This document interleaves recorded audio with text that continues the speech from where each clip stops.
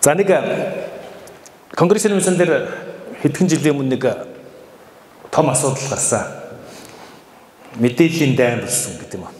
За тэр юу вэ гэхээр зэрэг Солонгос Японы голд байдаг тэнгисийг конгрессийн намын санд юу гэж нэрлэх вэ? Нэрийн баталгаажуулсан бүртгэлгээд түрүү хэдүүлээ нэг сургалт хийж авсан зүгээр. Нэрийн баталгаажуулсан бүртгэл Sea of Japan гэсэн нэрээр байгаа.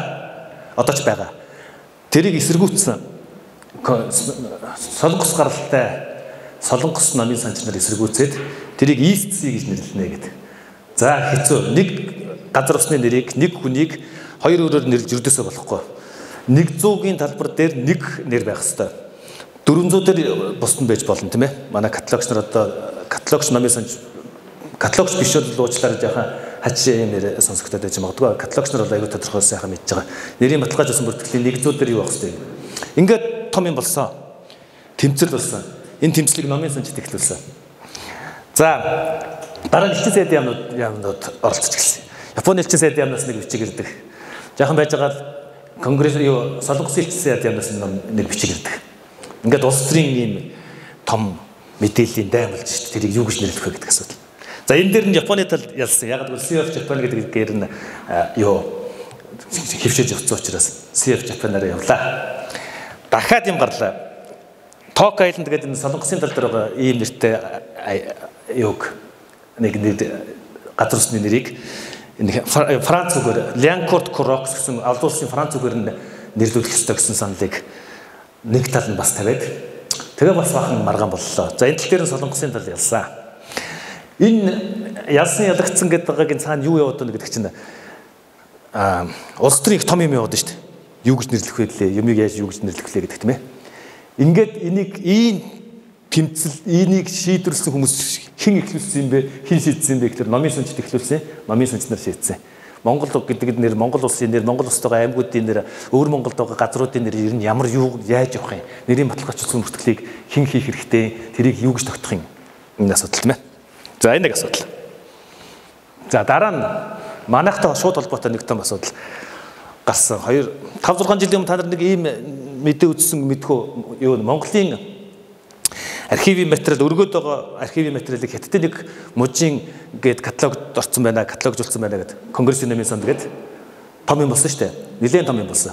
За Монголд намайг тийм жишээ унтж яхад өдөр энэ нэг бөө юм болж байна. Өглөө усаад ирсэн ч гэсэн хэдэн мянган мессеж, хэдэн мянган имэйл ирчихсэн. Конгрессийн намын санд яахлаарэ тэр Монголын Улаанбаатарт байгаа материалуудыг хятад юу өөр Монголын хятадын юу гэдэг нэг мужийн материал гэжсэн нэрээр каталогт оруулсан яарлуулдаг гэдэг.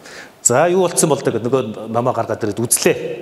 За тэгсэн тэрийг худалдаж манай намын тэр олон бот номыг худалдаж аваад тэгээд copycat гэдэг юм хийсэн. Хятадын засаг аваад тэрийг мэдэхгүй шүү дээ. Хятадын засаг тэрийг каталог хийх хүн байхгүй.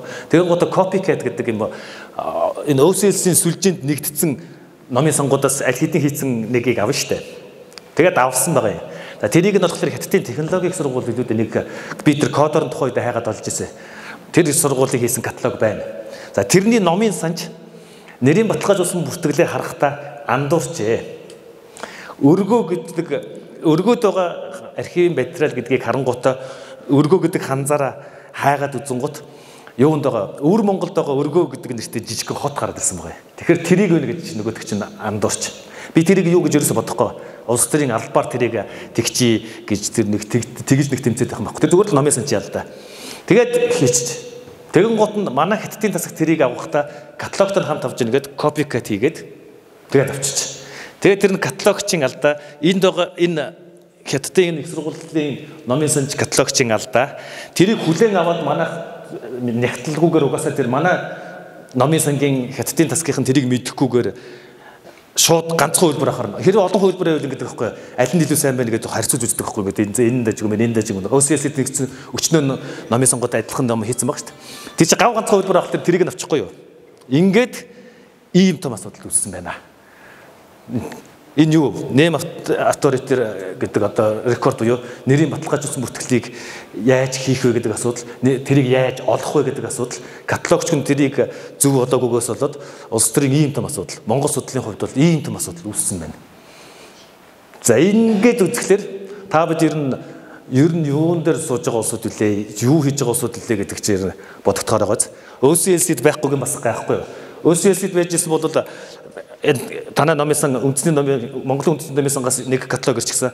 Тэр хятадын технологийн сургуулиас нэг каталог ирсэн бохоор ядаж харна штэ айл нэг гэдэг ингээ тий. Тэгээ ингээ ÖСЛ-д байхгүй болохоор ингэж штэ. Тэрэнд нөгөө ороогүй болохоор юу лээ юунд ороогүй болохоор ингээ дээрлүүлж штэ гэдэг шиг л ингээд гадуурхагдчих штэ гэдэг бид нар чинь ингээ зөвхөн дотроо тий. За тэгэхээр одоо ер нь тэр name authority file гэж ер нь юу хэлээд байгаа юм? Газар усны нэр, хүний нэр тэр бүгдийг ингээд яг тогтоож игнэ. Одоо ингээд стандарт хэвээр бүх юм стандарт хэвээр. Стандарт авахын тулд яах вэ гэхээр зэрэг яг нэг зохиолчийн нэр, яг тэр зохиолчийн нэрээр ингээд яж хэвээр. Тэрүүгээр хайхлаар тэр зохиолчийн нэртэй холбоотой бүх ном гарч ирдэг. Газар усны нэр, хурал зөвлөгөөний нэр, албан байгууллагын нэр тэрийг тогтоож игнэ. Одоо Конгрессийн намын сангийн нэрийн баталгаажуулсан бүртгэл дотор 8.2 сая нэр баталгаажчихсан байж байгаа. Энэгээр ингэж явна. За энийг хэн хийдэг вэ? За энийг Конгрессийн намын сангийн баталгаач нар бас хийн. Зөвхөн Конгрессийн намын сангийн каталогч нар хийхгүй цөөхөл шүү дээ бид нар чинь тэнд. Тэгэхээр яах вэ гэхээр зэрэг НАКО гэдэг холбоонд орсон бүх намын сангийн каталогч нар тэрийг хийх хэрэгтэй. Тэрэнд манай Монголын намын санчнараас намын сонгуудаас нэг ч намын сан ороогүй учраас Монгол хүний нэр, Монгол газар усны нэр тийшээ маш бага эсвэл буруу янз бүр байж байгаа. За тэгээд тийм учраас бид нар одоо нэг дайн хэмээр байгаа байхгүй юу? Монгол судлал миний одоо хэлэх гээд байгаа нөгөө санаа. Энэ сүлжээнд бүгд намын сангаараа ирсэн. Энд хувь хүн ирсэж болдгүй, хувь хүн орохгүй зөвхөн намын сан л ирсэн. Тэгээд энэ нэрийн баталгаажуулсан бүрд Монгол зохиолчдын нэрийг газар усны нэрийг ингээд талд хийгээд дайраад ирэх юм бол тэр сан ингээд дорой Монгол нэрээр байжчих байхгүй юу? Одоо болохоор би ганцаараа гэдэг шүү дээ.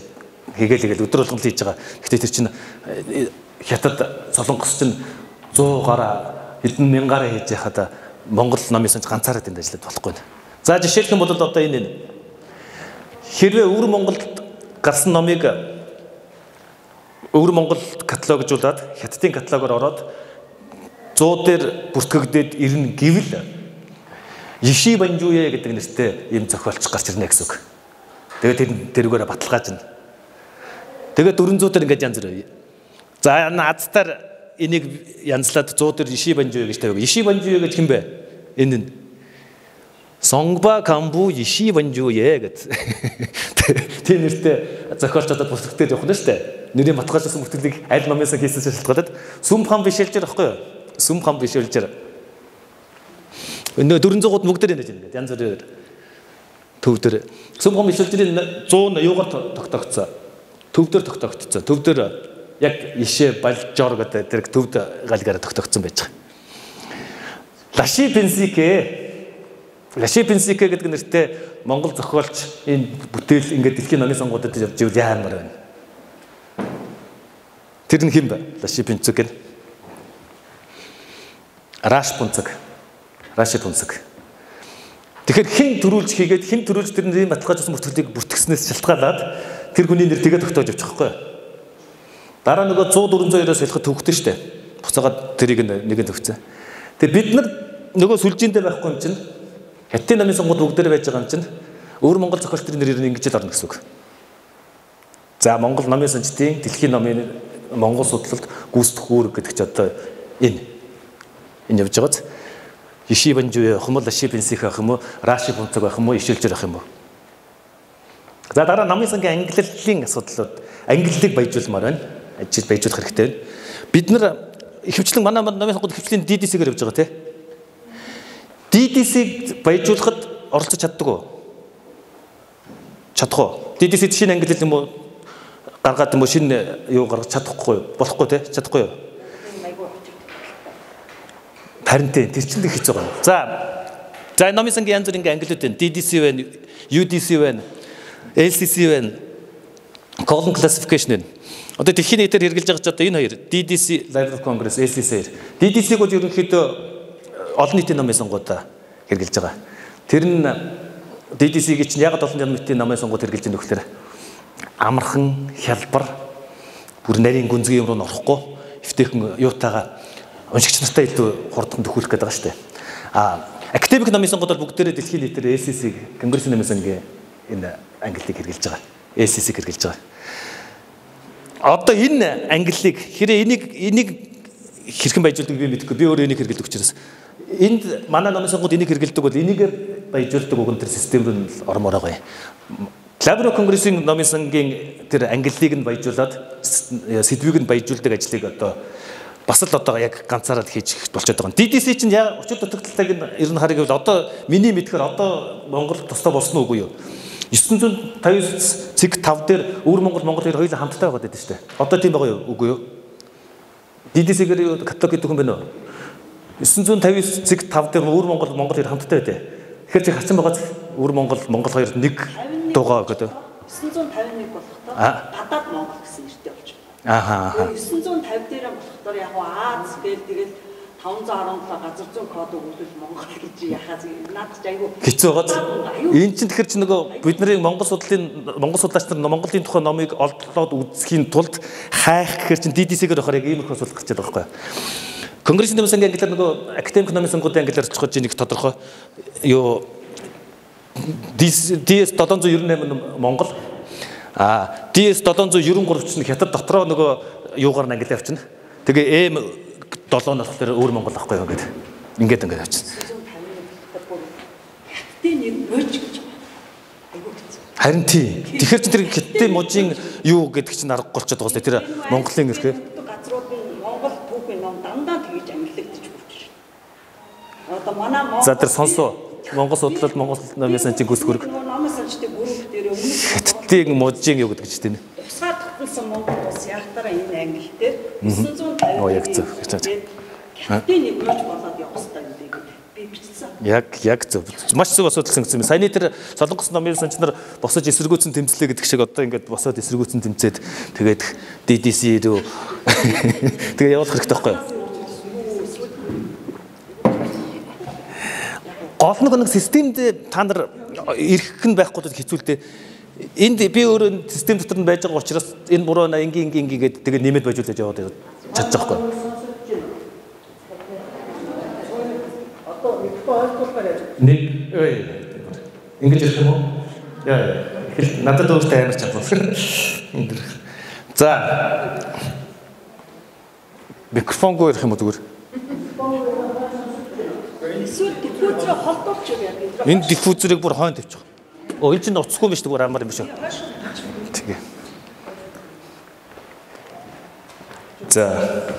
Инхээр надад бол арай авчих юм байна. Сая бүр ардаас чангалчихлаа.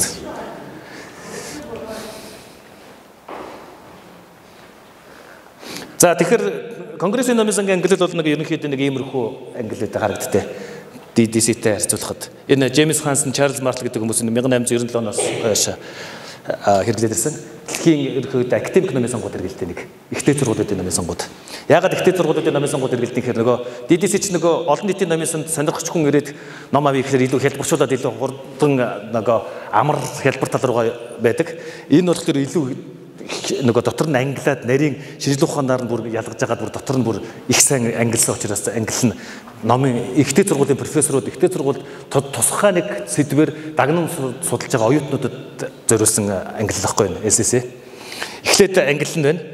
Эхний нэг үсэг. Дараагийн нэг үсэг нь болохоор сабкласс үе дид англи орж ирнэ. Жишээлх юм бол P гэдэг нь юу Азийн юу биш ерөнхий нийт хэлнүүдийн утга зохиол ээл ороод ирэхээр Азийн хэлнүүдийн утга зохиол хэл болоод ирнэ. 410 гэхээр яг сэдв нь Монгол утга зохиоллоод ирнэ. Тэгээд И гэж инх хоёр зохиолчийн нэр 42 гэдэг нөгөө N хэгээр ингээд ийм маягтай ерөнхийдөө нэг иймэрхүү. За тэгээд Конгрессийн номын сангийн тусгай батлагдсан сэдвийн түлхүүрүүгийн жигсаалт сэдвийн баталгаажуулсан бүртгэл гэж хэлж байна. Нэрийн баталгаажуулсан бүртгэл гэдэгтэй адилхан болгоё гэвэл сэдвийн баталгаажуулсан бүртгэлч гэж болж байна. Эсвэл сэдвийн түлхүүрүүг гэдгээр явуулчих бас болж байна. Энэ гараад ийм стандарт үгийн сан гэдэг юм уу? Стандарт үгийн сан байдаг. Хүлээн зөвшөөрөгдсөн хяналтад сэдвийн түлхүүрүүг нэр томьёоны сан юм байна. 2024 оны байдлаар нийт 350 мянган сэдв батлагдсан байна. Жилд ойролцоогоор 5 мянгаар нэмэгдэж байдаг. За одоо энэ ягаад чухал вэ гэхээр зэрэг одоо бид нар мэдээллийн аюултай 90 үед амьдарч штэ. Хичнээн сая мэдээлэл, өдөр тутам сая мэдээлэл, сая сонин сэтгүүл, сая ном энтэнд хэвлэгдэж байна. Тодорхой батлагдсан гин сэдвийн оноосон каталогоор тэр номыг олж авах нөхөөс биш. Дугаар английн дугаар авахгүй, сэдв байхгүй ном бол тэгээд өнгөрөө. Хинч тэрийг дараа нь хизээч олж чадахгүй гэдэг чинь хэрэгжилж чадахгүй. Тэгээд өнгөрөө байхгүй. Тийм учраас энэ тусгай баталгаажна гэдэг чигээр энэ баталгаажсан яг тэр сэдвийг судлаач нар өөрөөсөө тэрийг бас мэддэг байх хэрэгтэй. Тэгвэр тэр үгийг оруулж хайхлаар тэрнтэй холбогдсон номууд гарч ирнэ гэдэг юм уу. За энэ жилд 5,000 орчим нэмэгддэг гэсэн. Тэр нэмэгддэг нь хэн баяжуулт юм бэ? Конгрессийн намын сангийн номын санчнаар мэдээж. Дээр нь Конгрессийн намын зөвхөн ганцхан Конгрессийн намын шинэ SACO гэж Subject Authority Cooperative Program гэдэгт холбогдсон бүх номын сангийн номын санчнаар тийшээс шинэ сэдв энийг ийм тусгай сэдв байна гэдээ өргөх эрхтэй. За энэ SACO-доос манайх байхгүй учраас бас бөөрлөхүүлж байна. Даши Понсике болох гэдэг юм. Эсвэл чинь Иши Банжуи болох гэдэг юм. Ингээд. За одоо жишээлх юм бол за хэрхэн баяжуулдгийг хэлээ. Ер нь бол одоо тун ойрын ирээдүйд биш юм ахэд яахан холын ирээдүйд каталогчдоо бид нар бүр багаас нь сургачвал их сайн болчвол энэ SACO NACO-д илсэн хизээ нэгэн цагт. Хизээ нэгэн цагт илсчих юм бол илсэн мөртлөө нөгөөдхөө пропозал гэдэг шинэ сэдв өргөдөг арга зүйгээ мэдэхгүй бол чадахгүй шүү дээ тийм ээ. Тэгэхээр ерөнхийдөө нэг одоохондоо бол ерөнхийдөө маш ерөнхий танилцуулчих. Тэр ном чин заавал гарт байж ах хэвээр. Зүгээр Монгол гэр гэдэг нэртэй сэдв батлуулчих гэдэг яаж болохгүй. Монгол гэрийн тухай нэг ном байж ах хэвээр. Судалгаа хийн. Энэ Монгол гэрийн гэсэн ийм энциклопедиэр гэсэн. Тэгээд тусгай хүсэлт илгээдэ. Тэр тусгай хүсэлтийг бодлогын алба хуралдаад тэгээд хэвлэл нийтэд одоо ингээд ийм хүлээж авлаа гэж иймэрхүү маягаар баяжуулдаг. За тэгээд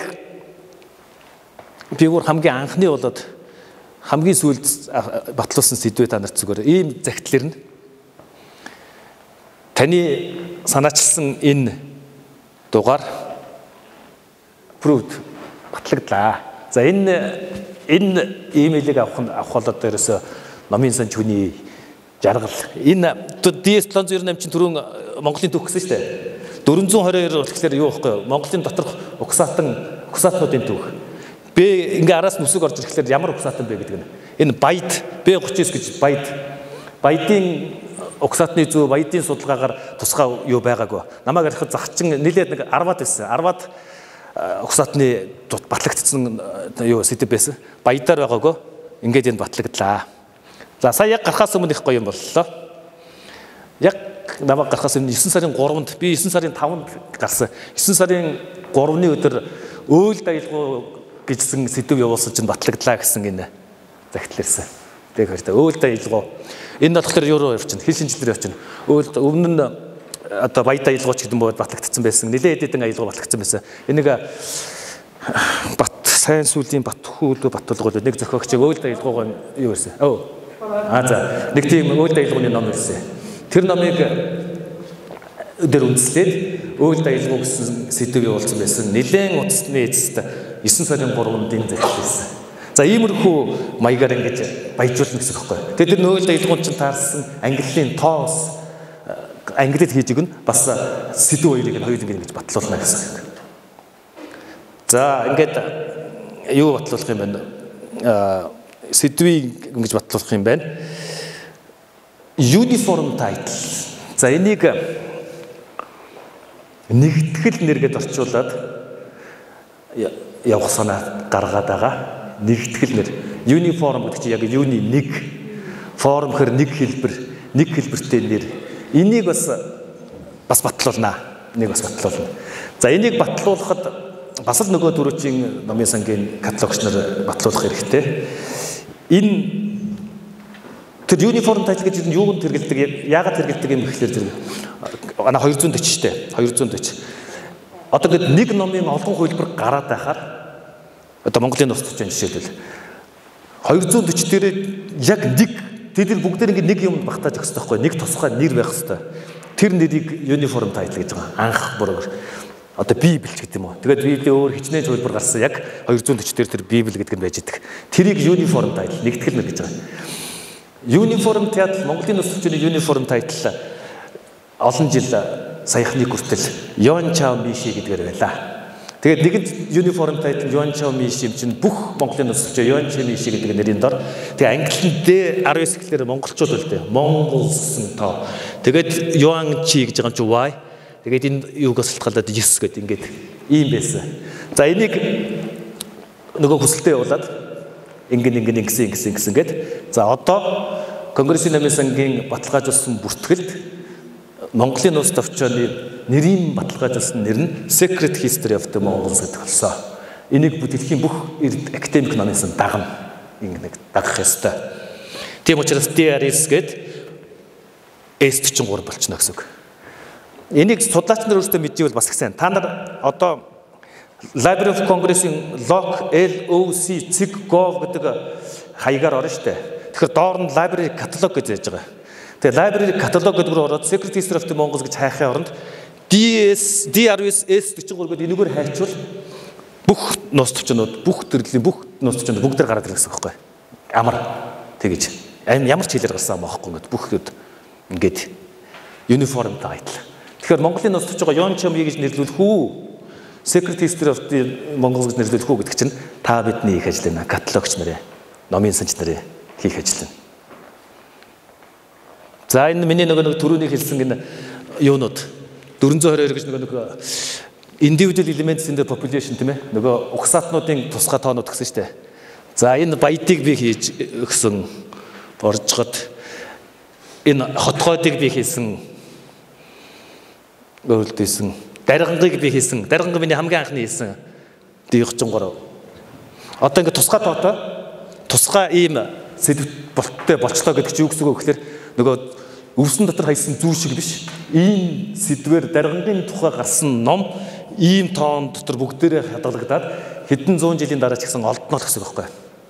Энэ тоон байхгүй байжгаад нэг хаанхын чинь нэг одоо энэ дотор байхгүй нэг угсаатны тухай нэг ном гарлаа гэж бодоход Монголын нэг угсаатны зүгсэн маягаар каталогийн нэгэ явуулна шүү дээ. Тэгээд тэр чинь алга болчих дараа нь тэгээд тэр нь олдохгүй гэсэн үг. Олдохгүй. Тэгээд энэ Конгрессийн намын сангийн ангиллын чухал нь энэ. Тэгээд нэг дэлхийн академик намын сангууд дагдаг учраас ингээд нэг юмтай болоод авна. Юмтай болоод авна гэдэг чинь олдно гэсэн үг. Олдно гэдэг чинь хэрэглээнд гарна гэсэн үг. Тэгээд Монгол судлал руу орно гэсэн үг. Тэгэхгүй бол тэгээд олдохгүй шүү дээ. Олдохгүй бол тэгээд хин ч үзэхгүй Монгол судлаач нар олохгүй нэг ингээд. Ордос одоо 73 дээр ингэ байж байгаа гэсэн. За одоо ерөнхийдөө өргөдүүлээд ярилцъя. Гэхдээ дүгнэлт гэх юм бол Монголын номын санч дэлхийн Монгол судлалд ер нь юу хийх вэ? Яах вэ гэдэг асуудал. Нэгдүгürt нь нэрийн баталгаажуулсан бүртгэлээ бүгдээрээ нэгдүгürt хийж сураад за би нэг юу хийцэн байгаа те. Нодны мурж нэг семинар нэг сургалт хийгээд ерөнхийдөө 35 номын санчийг одоо хийж чадна гэж бодож байна. Монголын тэрийг сурна хүний газар усны бүтээлээ. Хоёрдугаарт нь англи DDC SSC-ийн английн ялгааг мэдээд академик номын сангийнхан бол ихтэй зургуулын номын сангийнхан бол аль болох SSC рүү тэмүүлнэ тэрийг. Хэрвээ DDC-гээр ангилдаг бол тэр ангиллыг хэрэгэлдэг бол тийшээгээ сэдв яаж явуулдаг, ямар системээр явуулдаг гэдгийг би өөрөө мэдэхгүй хэрэгэлдэг учраас тэрийгээ судалж мэдээд шин сэдв батлуулаад, шин дугаар оруулаад тэгдэг болмоор байна. Тэрийг би мэдэхгүй, элсэг мэдэж байна. Сэдвийн түлхүүр үгийг баталгаажуулах хэрэгтэй байна. Монголын холбогдол сэдвийг маш их баяжуулах.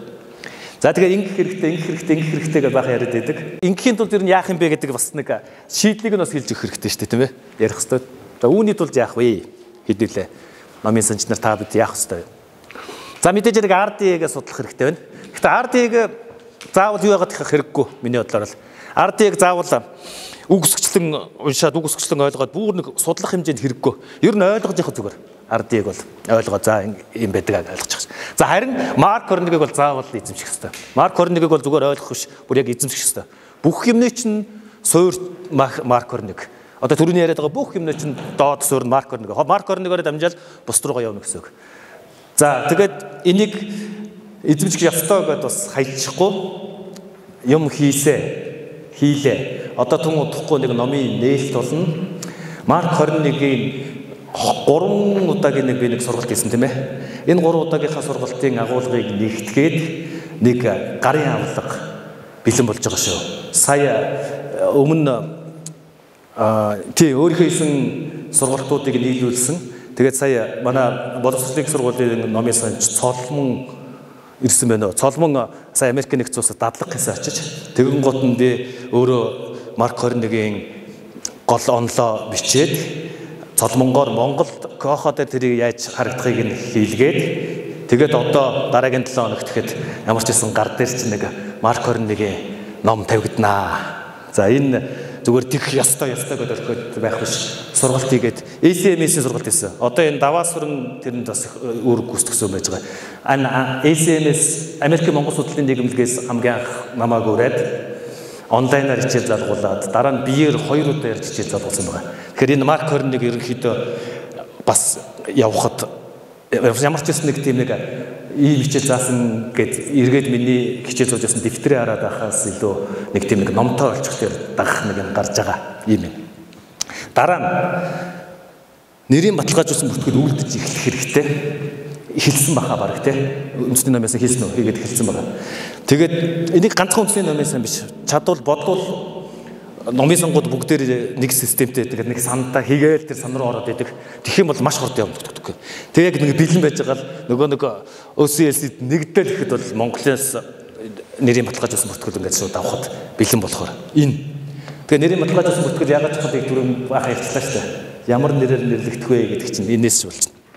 За тэгэхээр ирээдүйд академик номын сонгууд энэ хоёрыг авна гэж төлөвлөөд их алсын хараа болгоод хэцүүлдэ 350 мянган сэдв байна гэж штэ. Тэр 350 мянган сэдвийг англиар нь хэрэглэх үү, монголоор орчуулах уу?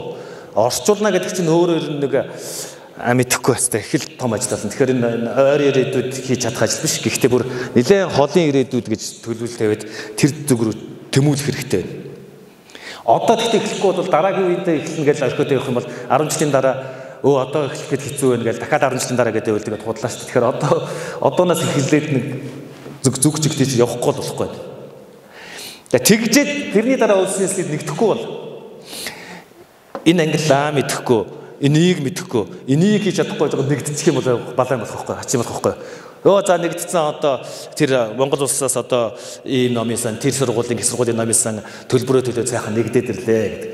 За ямар сайн одоо Монгол гэдэг тэндээс ингээд аваад ирэнгүүт маш муу каталог гараад ирэх юм бол хэцүү шүү дээ. Тэр чинь каталогоор танигддаг ч байхгүй юу? Чанартай юм хийхгүй бол манай номын санчтай миний каталогч амьдрал миний кодыг мэднэ те. CM14 гэдэг.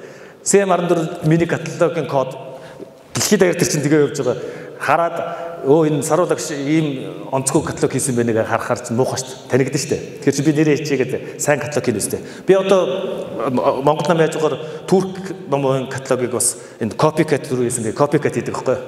Тэгээ нөгөө туркийн номын сонгоч ингээ нэг 4-5-аар ингээ хийцэн байна.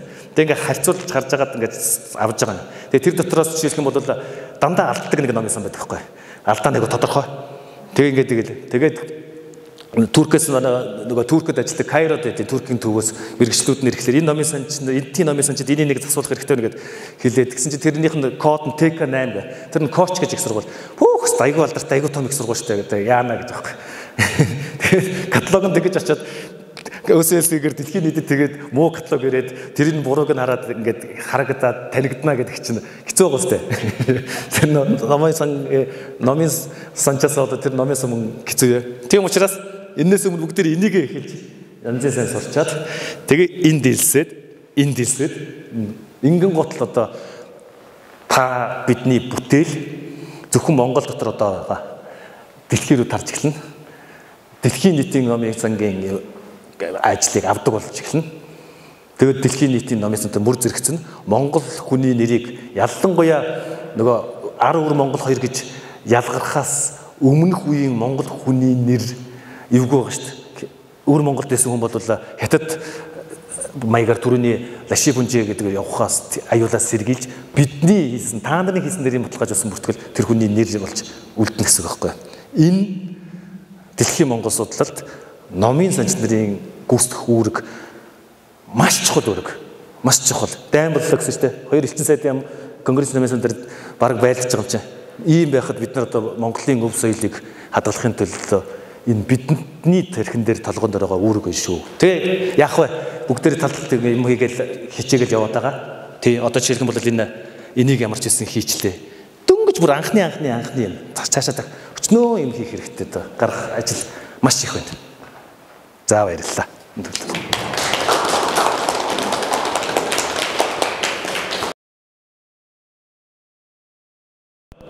Тэр сэдвийн баталгаажуулсан бүртгэл сэдв яагаад их чухал вэ гэхээр одоо байгаагаар бол ерөнхийдөө хүмүүс судлаач нар өөрсдөө ихэвчлэн номынхоо нэрийг мэдээд ямар ном хэрэгтэй гэдгээ мэдсэн. Зохиолч нь мэдж байгаа. Ялангуяа хуучны судрууд тийм ээ төвд Монгол судар байлаа гэхэд ийм ном. Тэгээд ийм ном байна уу гэд нэрээр ингээд хайж штэ тий. За тэгэхээр байна байгаагүй гэдэг нь олоход амархан байж. Гэтэл нэг судалгаа байгаа. Судлаач нар ер нь бүтээл юу судалгаагаа яаж хайдаг вэ гэсэн. Номын нэр зохиогчийн нэрээр хайдаг нь цөөнх 60-аас илүү хувь нь 63 билүү 64% нь сэдвээр байдаг. Сэдв. Тэгэхээр сэдв тавьж яхахлаар тэр сэдвийн баталгаажуулсан үг нь байхгүй бол нөгөө ном чинь гарч ирэхгүй шүү дээ. Тэгэхээр сэдвээр байдаг. Тийм учраас энэ сэдв чухал байхгүй. Тэгэхээр олдцтой болохын тулд зөв сэдвийн номын сан ч өөрөө зөв сэдвийг нь олж тавих хэрэгтэй. Дээр нь тэр сэдв нь яг баталгаажсан тэр үгээр тэр сэдв нь энэ сэдвийг ийм үгээр томьёолно гэсэн тийм юу яж хэрэгтэй. Баталгаажсан байх хэрэгтэй. Гүн ухаан гэдэг юм уу, философи юм уу? Энийг одоо жишээ шийдэх хэрэгтэй байхгүй. Монголын философийн түүх гэсэн тэрийг хайж байгаа хүн Монголын номын сонгууд дээр ирээд философи гэдэг үгээр хайх юм уу, гүн ухаан гэж хайх юм уу? Философор нахаар гүн ухаан гэвч ном гарч ирэхгүй, гүн ухаан гэхаар философор гарч ирэх ном байхгүй бол тал хүн тэгээд олж чадахгүй ч тэр хайрын ном. Тийм байгаас тэгэхээр баталгаажсан үг гэдэг чинь тэр юм. Хэрэгтэй гэдэг амаа. Юунд бол амар байна л да. Америкт нөгөө систем нэл хэдийн хизээнээс хөгжсөн болохоор номын сонгууд нэгээс бүгдээрээ заадаг, тусгай хичээлгээ заадаг. Бүх ангиллуудыг бүгдийг семестр заагаад тэгээ эзэмшчихсэн. Тэгээ гараад ирдэг. Нэг. Хоёр дахь нэг хандлага Америкт номын санч нар нэг хандлага байдаг. Юу гэдэг вэ гэхээр зэрэг одоо яг над шиг гэсэн үг. Хуулийн номын сан гэдэг байгаа шүү дээ. Тэгээ тэнд хуульч нар ажилладаг байхгүй хуульч. Хуульч хүн дараа нь номын сангаар дахиж бэлтгэхдээ номын санж болчоод тэгээ хуулиа мэддэг юм ч гэсэн хэцүүштэй хуульч. Тий. Нөгөө физикийн байгалийн ухааны номын сангийн номын санч нар тэр физикийн багш судлаачаар төгс мэрэгчлээ хүмүүстэй тэгэхгүй бакалавр дандаа. Тэгээд магистра номын санчаар хийчихэд тэгээ физикийн олон юм ороод ирэхээр чинь зөвхөн сайхан мэддэг шүү дээ. Тэр чинь бүгд ингэ. Над дээр физикийн ном ирэх юм бол баларсан юм болно зү. Тэгэхээр чи яг ингэж ийм нэг хандлага байна Америкт. Тэр Монголд яах ёстой вэ гэдгийг чинь хэцүүлдэ би хэлэхэд би эндээс гадаадд байгаа учраас Америкт дах систем ийм байна гэхээр Америкт тэрийг одоо дуурайгаад хийхэд хэцүү байх. Харин үндэсний номын сан өөрөөсөө Суйсийн номын сангийнхаа ангитай яриад юм уу?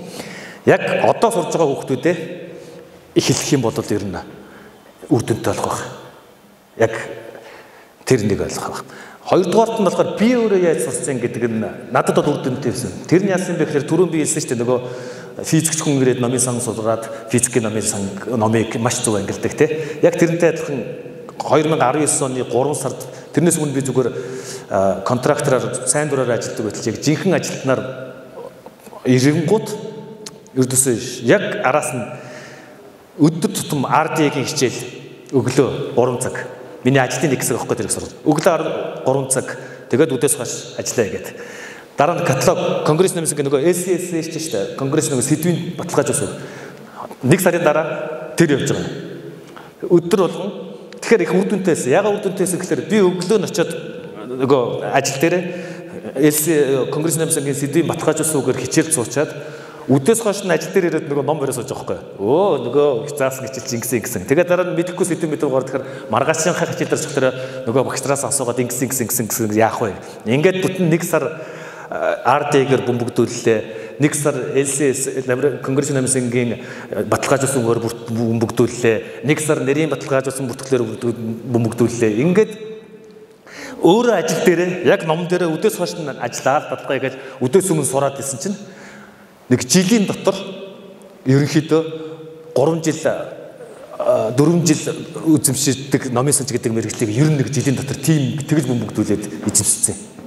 Тэр бол надад бол миний хувьд бол энд өөрийн туршлага бол тэр Гэтэ би тэрийг энд нэвтрүүлэхэд мэдэхгүй. Энд би одоо яг ингээрээ тэгэр ихэд надад зөвлөхөд хэцүү байдлаа сайн мэдэхгүй учраас би бол өөрөө тэгж зарсан. Тэр нь надад маш үр дүнтэй, маш сайхан байсан. Яг газар дээр номисанд ажиллаал, мэдэхгүй юм гараал хичээлээс асуугаал ингэж явсан тийм. Тэгээд яг хин даваас өрнгийн санаа зовж байгаа чиг зөвлөдөө би одоо нэг юуг санаж байна. 20 жилийн өмнө ирэхэд энэ смарт дэлгэц мөн те. Америкт болохоор нэг смарт дэлгэцүүд гараад тэрэн дотор нэг бүхэн байж байгаа шүү дээ. Нөгөө томьёо бодох томьёонуудаа зүгээр ингэж гаргаж ирэл самбар болол ингэж ажиллуулаад л та. Нөгөө Venn диаграмаар мач зүсгэл орж ирэл ингээл амар исэн мөхгүй юу. Тэгээд сурчсан. Тэгээд тэр смарт дэлгэц орж ирсэн Монгол хүрээд ирсэн чинь бүх сургуулиуд болцсон байсан. Тэгэхээр би ямар сайхан юм бэ шүү дээ. Мундаг сайхан байна да гэсэн чинь нэг ч хүн хэрэгэлдэг тэр ердөөс хэрэгэлдэг. Тэрийг өрний оронд нөгөө шохоо самбар нь хамаагүй дээргээ хэрэгжилж байгаа байхгүй. Тэгээд тэрийг хараад юу гэж ойлгосон бэ гэхээр зэрэг тэрийг яаж хэрэглэдгийг заагаагүй байгаад хинч тэрийг сурч мдээгүй байж ах нэг ч багш тэрийг хэрэглэдэггүй байхад нээ хүнтэй баахан смарт боордууд авчираад тавьсан. Тэгвэл нөгөөх нь огт хэрэггүй болчихж байгаа байхгүй. Тэгэхээр тэр эхлээд нөгөө юугаа бэлдэнэ гэдэг чинь яг зөв. Чадах мэрэгчлэнээ бэлдсэн байж байгаа шинэ систем рүү юм орохгүй бол мэрэгчлэн бэлдэг байж байгаа гинт систем нь орж ирээ. Эсвэл систем нь орж ирэнгот хүмүүс нь яаж чаддаг мэдэхгүй болчихно. Эсвэл систем нь орж ирэх байхад ингэ заагаад тахаар бас юу яриад байгааг нь ойлгохдохгүй. Хоолын ингэ тэгэж тэ. За одоо нэг тим орж ир тэгийн шүү та нар гэдэг харч нь ойлгохгүй шүү дээ. Тэгэхээр яг тийм нэг дор миний тэр сурсан шиг бүр яг ингээд ажиллангууд дараа нэг сураал тэгээд яг ингэж ажиллаад сураал ингээд явмаар байна. Тэгэхэд хүн хүчний хэрэлцээ юу яах вэ? Би бол яг өөрийнхөө хэврээр чадхаараа ирээд байна. ECMS-ийн жил болгон 2 жилдээ нэг удаа угаасаа намайг авчираад байгаа. Тэр хичээлээ зааж өгөөч чигээр ирэхлээр нэг 35 каталогч цуглуулаад заагаад яваад байгаа. Миний талаас бол чадж байгаа юм байна тэр л байна. Одоо ингээд тэр юу гаргаж байна. Нэг ямар ч гэсэн гарын авлага гаргаад тахлаа. Үргэлжлүүлээд ийм чиглэл сэдвэр хамгийн тулгымдсан юмнуудыг бол гарын авлага гаргаад байх. Хэрвээ чадвал зав гарвал санаа бас байна. Бас нэг зүүж юу гэвэл энэ номын сангийн нэр томьёо шинжилгээтэй хөгжиж зөндөө бол нэр англи нэр томьёо гаргаж ирж байгаа. Миний уугууд мэрэгжил хэл шинжилгээ болохоор тэрийг би орчуулвал нэг арай жахи илүү гэж магадгүй. Яг тэгнэ гэсэн үг биш. Гэхдээ арай дөхүүлж магадгүй. Би өөрөө нэр томьёо судалдаг өөрөө хэл шинжилгээний хүн учраас. Тийм учраас тэр нэр томьёонуудыг айлуулах тиймэрхүү юм хийх юм бол нэр томьёог айлуулах зөв орчуулаад чигт санаатай. Тэгээд тэр талаас л туслая. Тэр талаас л хичээе. Тэгээд та нариндээ бас ямар нэг систем зүг байна гэдэг. Тэгээд дандаа ECMS авчираад авах ш заримдаа тэгээд хэрэг үндэсний номынсан нэг хүрээ дээр нэг нөгөөдөлдөө нэг хичээл заагаад өгч баяртай яг хүрээлээ шүү. Америк Монгол судлалын төвд одоо надад намайг 3 удаа авчирчаад байгаа. Үр дүнтэй болж байгаа тий. Анхны хичээлүүд ямар байсан бэлээ. Одоо манай каталогч нарын асуудаг энэ төр асуултууд шал өөр болсон ш. Нүдний өмнө бүр ганцаа ингээд бүр огт өөрөлдөд байхгүй болж байгаа. За өөрөөсөө энэ authorities cyclog cycgo гэдэг. Тэгээд энэ дээр сэдв хайжуулна. Энэ доор нэж байгаа одоо энэ сэдв хайжуулна. Subject сэдв хайжуулна. Name authority нэр хайжуулна. За одоо нэр хайж үзье. За саяны түрүүний асуулт асуусан жаргал Бадгааровыг хайж үзье дээр. Бадгааров гэд хайлаа. За 3 ширхэг Бадгааров байгаа юм байна.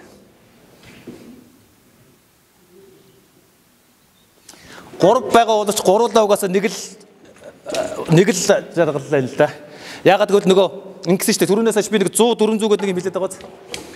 Яг 100 дээр нь энэ хүний нэрийг яг ямараар наваад тэрийг нь яг стандарт нэр болохгүй гэдэг нэр өөрөөр хүмүүс хайчж болно шүү дээ. Тэгэхээр тэр хайлтуудыг 400 дээр оруулаад байгаа. Тэр 400 дээр гарч иж байгаа нэр нэ. Бадгааров Баяндлайн жаргал, Бадгааров ЖБ жаргал Баяндалаевич, Бадгааров жаргал Баяндалаевич гэсэн ийм 3 нэрээр бүртгэгдсэн ингээд явж байна байж байна гэдэг.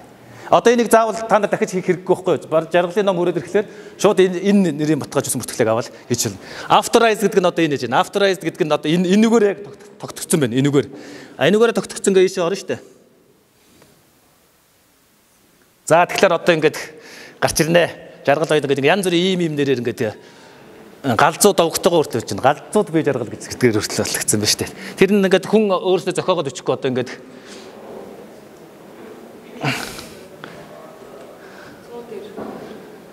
Зоо дээр Бадгааров ЖБ тэгээд ЖБ нь ямар утгатай юм гэхээр Жаргал Баян далайн эвс гэдгээр тогтоогдсон байна. 370 дээр С дээр юу ямар улстай холбоотой хаан төрсөн энэ төр явна тийм ээ. Russia Federation улаан үдэ Элистэд бас байсан юм уу? Элистэд нэр чамтай тогтсон байна шүү дээ. Хаан ажиллаж исэн, хаан ирж исэн гэдгийг И ч болохоор заавал хаан төрсөн хаан гэсэн биш нөгөө холбоотой улс төр гэсэн. Translating interpreting 372 дээр энэ хүний сэдв энэ хүний ажлын талбар translating and interpreting хийдэм байна. Mongolian language-ийг судалдаг юм байна. 377 дээр энэ хүн ямар хэлээр ярьдیں۔ Ер нь ч хамаагүй юм гарч. Оросоор ярьдیں байна. Бурят хэлний код нь буу. Бурятаар ярьдیں байна. Монголоор ярьдیں байна. Одоо энэ дээр герман гэж нэмэхэр болсон нөө. За тэр чинь би нэмж өгч чаднаа. Нөгөө шиг ороод өөрөө яах хэрэгтэй юм чи хүний эн чинь хэдэн зуун жилээр л үлдэн штэ тий. Тэгэхээр хүмүүс ягаад конгрессийн юмсан номоо өгөх гээд байдаг гэхээр тэр чинь эцэг аав ээжийнх нь номоо өгөөд тэр чинь аав ээжийнхаар нэрийнх нь баталгаажсан бүртгэлтийг өгөөд ингээд 100 жилээр үлдэх байхгүй юм чинь. Өөр газар тэгээд үлдэхгүй штэ. Зөвхөн үлдэн ингээд. За тэгээд ингээд нэрийн юмнууд ингээд янз бүрийн нэр энэ олон нэрээр хайхлаар энэ хүний номууд гарч ирэх гэсэн үг байхгүй юу? Ингээд хайж болно штэ. Кириллэр зарим хүн ингээд хайж болно тий. Ингээд хайж болно. Ингээд хайж болно. Тэгэхэд л бүх ном нь гарч явах хэвээр. Нэрийн баталгаажсан бүртгэлийг маш сайн хийх хэрэгтэй. Тэгэхгүй бол нөгөө хүний чинь ном олдохгүй ингээд галзууд байж жаргал гэдэг ингээд. За тэгээд энэ нөхдүүдийг ер нь хаанаас авсан бэ гэдгээ заавал 670 дээр бичиж өгөх хэрэгтэй. Зүгээр бодож байгаа бол энийг ингэж дуудаж магадгүй болохгүй. Энэ Эрдэнэ бол Тавгсрынгийн энэ номон дээрээс энэ мэдээллийг авсан. Российская государственная библиотекагийн электронник каталог дотроос ийм гэдгийг авсан. Энийг нь бурят хэлний тонгоруу төлөөс энийг нь авсан ингээд бүгдээр ингээд ганц. Ийм л чухал юм байгаа штэ одоо ингээд хүний нэрний баталгаажсан бүртгэлж. Тэгэхээр энийг тусдаа хийгээд байна гэдэг чинь яхаа аюултай шүү. Ингээ байгаа юм чинь дахиад 3 номын 3 өрөөр хийчихэд дараа нөгөөд чинь нийлэхгүй штэ. Тэгэхээр эхнээсээ хайр хөдөлмөр үрж яхаар дундаа нэг сагстай болчоод тэр сагс руугаа шидэд байл амархгүй. Тэгээд тэрийг айтыг амархан шидэж авах уу. Одоо энэ айтыг энэ залуучууд одоо мундаг болсон тэр бол ерөөдөөс маш албархан шийдэх байх.